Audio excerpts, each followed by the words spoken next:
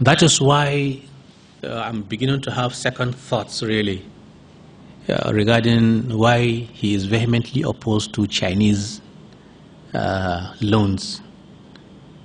I don't want to start thinking that maybe he's actually he's actually been sponsored by the World Bank and the International Monetary Fund, because at that time, when he actually built those banks out, he went to the World Bank and the International Monetary Fund and assured them that the bailout was going to be completed by September 30, 2009. And that was actually what he did. So he could have been acting actually on the guidance, at least we should say, of the World Bank and the International Monetary Fund. And even now as we speak, it is the International Monetary Fund and the World Bank that are exerting so much pressure on the government of Nigeria to actually remove the subsidies. So we don't understand why the Emir of Kano is actually so very, agitated, so animated, so excited on this issue of removing of the subsidies. Now, like I said, before I even start proffering my suggestions, why actually should one think that the only culprit responsible for poverty in Nigeria is the subsidies? What about the leakages, for instance? Why don't you talk about stopping all the leakages? You stop all the leakages, the corruption, the waste. If we look at the Emir of Kano, for instance, now and ask him, what is the cost of his regalia at any given outing? The attire that he wears at any given outing. How much is it worth? Right? What about the salaries of the senators in Nigeria? The average take-home pay of any senator in Nigeria is about 15 million naira a month. There are 109 senators. Then you have hundreds of members of the House of Representatives. What about their take-home pays? The salaries, the allowances, everything. What is the cost of running the National Assembly? Why don't we talk about reducing wastages in those areas? What about the trips and the jets and the yachts and stuff like that? What about a governor in Nigeria, in northern Nigeria, northwestern Nigeria, who was reported to have dug boreholes at the cost of over 300 million naira per unit? What is the big deal about paying the 30,000 naira minimum wage when you can dig a borehole at the cost of over 300 million naira?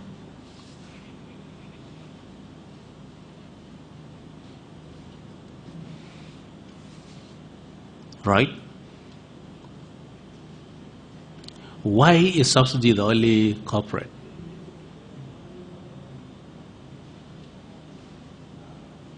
What about, how's about taxing the rich? Why don't we tax the rich? Right? How do you understand what I'm saying? These are some of the issues, right? Why don't we become very, very harsh on corrupt officials? Why don't we advocate for zero tolerance regarding corruption in Nigeria? Right? Now, if you ask me,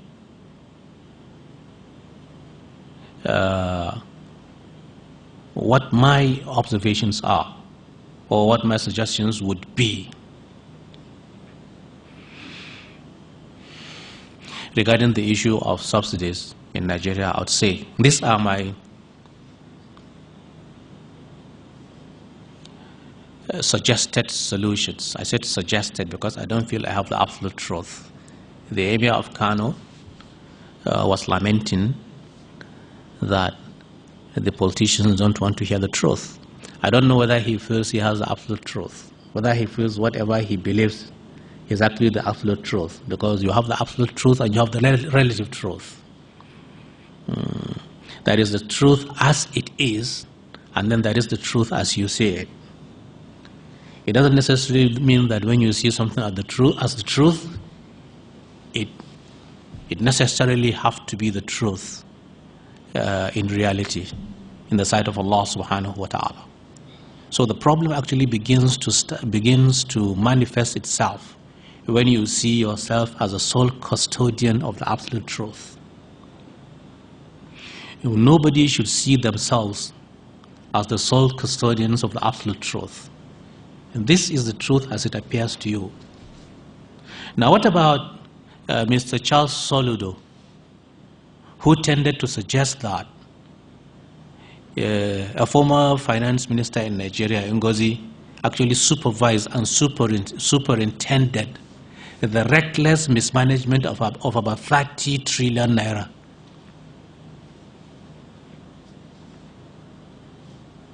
What about that? So if you ask me about my suggestions, I'll say these are my suggested solutions to the problem of poverty in Nigeria. Number one, domesticate our politics and domesticate our economics.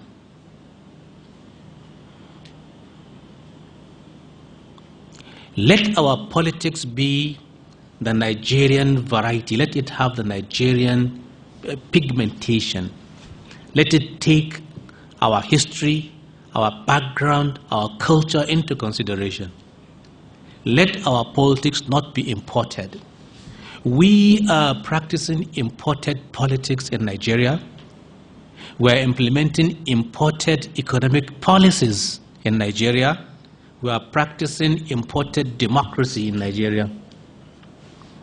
Our democracy is not domesticated. It is not Nigerianized.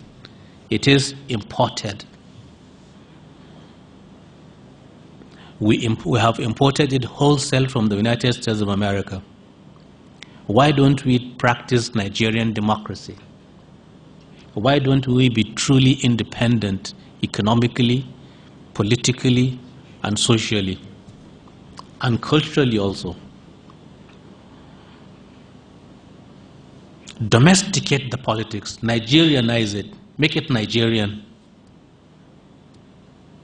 right? Politics should be domesticated. So also is democracy. Democracy is actually not a philosophy. It is not a religion. It is a vehicle, an instrument, a means by which we select our leaders in Nigeria and anywhere in the world, really. Democracy is nothing apart from an instrument for the selection or election of leaders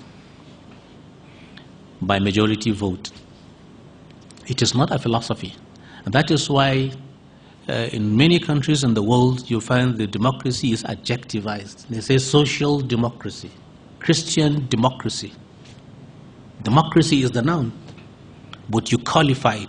Why don't we qualify it here in Nigeria by calling it Nigerian democracy?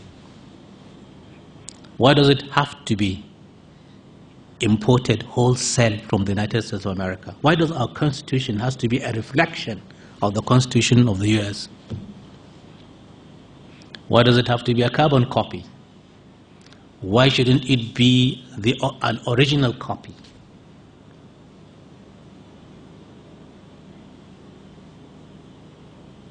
The same goes with our economics. Why should our economics and our economic policies and concepts be imported from the United States of America? Why shouldn't we create our own kind of economics and our own kinds of economic policies and concepts? Why do we have to be brainwashed and bombarded by capitalist economic theories and concepts?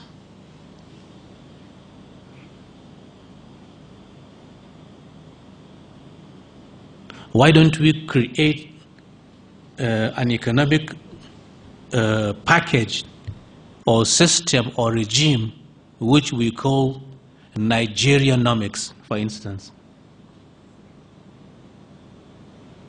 Don't call it capitalism if you don't call it socialism if you hate socialism. Don't call it Islam. Don't call it Christianity. Call it Nigerianomics. That is economics that is adaptive and adaptable and suited to the Nigerian situation and the Nigerian context. Why don't you contextualize the concepts?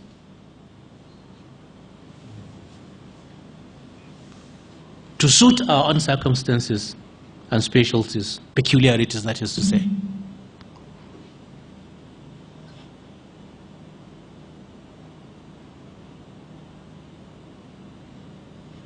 Today, everything is imported in Nigeria. Our architecture is imported. Our architecture is imported. Our houses now look like offices. There is no much difference between our houses and our offices. They all look the same. Our architecture is not domesticated, it is imported, wholesale. Whether it suits our circumstances, our weather, our climate, our tradition, our culture, it's no longer relevant. So let us domesticate the concepts. Whatever concepts. Let us create our own version. If we cannot, if we have to import, well, we should import but then domesticate. That is, customize. Why don't you customize our concepts?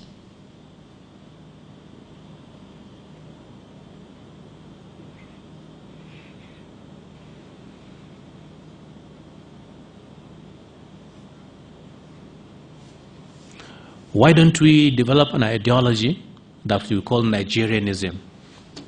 A system that should be called Nigerianism, and then an economics, our economics. Why don't we develop our economics, and then why don't we create an economic system that we call Nigerianomics, and then a political system, whatever, that we call Nigerianism?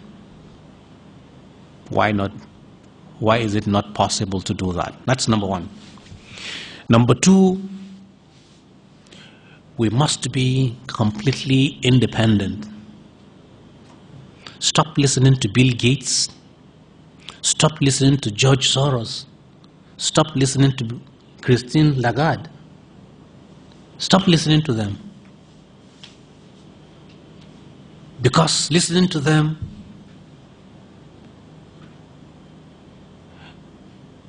will result in our perpetual impoverishment and poverty. If you say, what do you mean? Bill Gates, do you know who Bill Gates is? Bill Gates is one of the richest people on earth. Then I ask you, what made him one of the richest people on earth? How did he become one of the richest people on earth?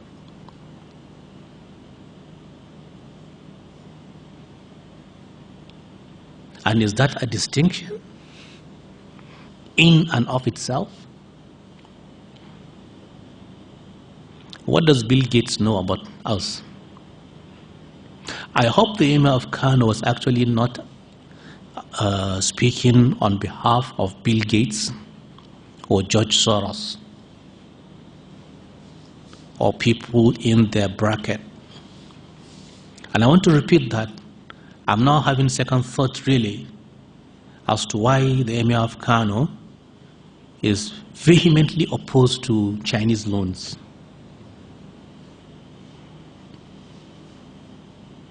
We should stop listening to Bill Gates. Stop listening to the World Bank. Stop listening to the International Monetary Fund. These are instruments of impoverishment and colonization. They have impoverished Sudan. They have impoverished so many countries in the world, and they will continue to impoverish Nigeria. When they say structurally adjust, we shouldn't do that. When they say remove subsidies, we shouldn't do that. When they say start an austerity program, we shouldn't do that.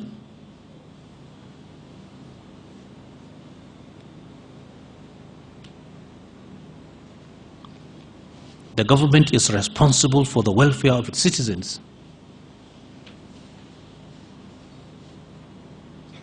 It must be responsible for our welfare. It shouldn't leave us to ourselves. So we don't need Bill Gates, we don't need Soros, we don't need Lagarde, we don't need them. This is number two. We should be independent, completely independent.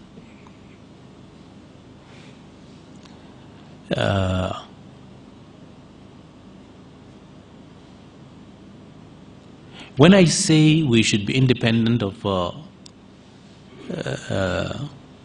Bill Gates and Soros and the rest of them in the West, I don't mean that we should only be independent from them. We should be independent from the whole world.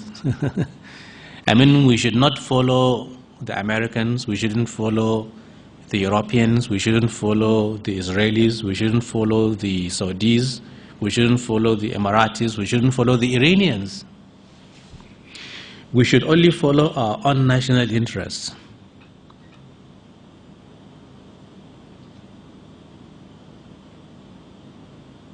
If our national interests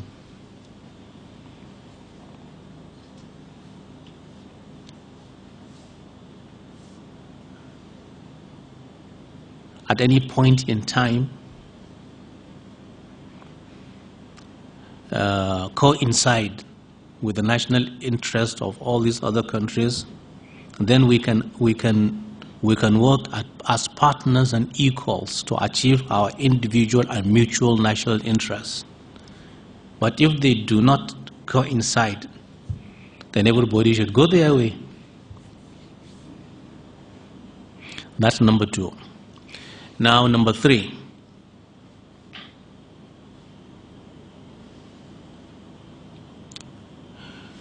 We must stop importing oil and build refineries. We must build refineries and stop importing oil. The moment we build refineries and start refining the crude here in Nigeria, the whole issue of subsidy of petroleum products will naturally die. There will be no need for subsidies, because we are not importing anything as far as petroleum products are concerned. We don't need anything about foreign exchange, about demurrage. We don't need anything about interest, whatever. So instead of the EMIR of KANO to actually advise the government to stop importing and start building refineries, he is advising it to continue importing but cut the subsidies and tell Nigerians to brace up for hardship. Now, this is the capitalist way of thinking. You always don't care about the citizens. The Emir of Kano drives a 150 million naira car. So he does not understand the pains of ordinary citizens. It is just lip service.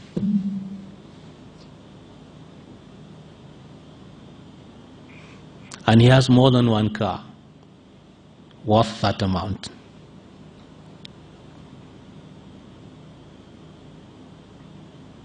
So you stop importing the products, refine them here in Nigeria.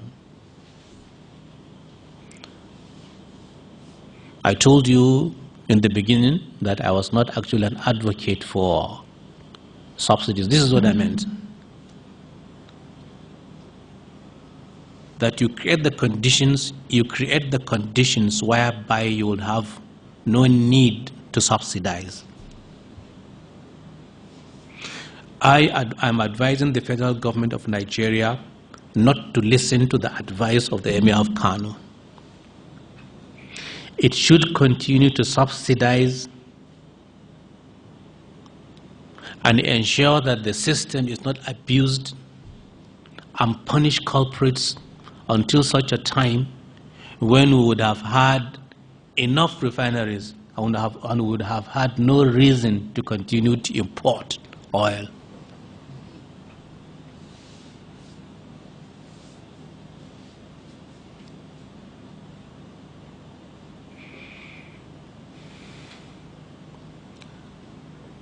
It doesn't mean because the subsidy system may be abused, therefore we should cancel it, even when there are no remedies, no backups, no cushions. Right? It doesn't mean because paracetamol is being abused, so you advise people to stop using paracetamol even when they have a headache. You stop the abuse. You don't stop the drug. You don't ban the drug. You stop the abuse, right? That is the logical thing to do.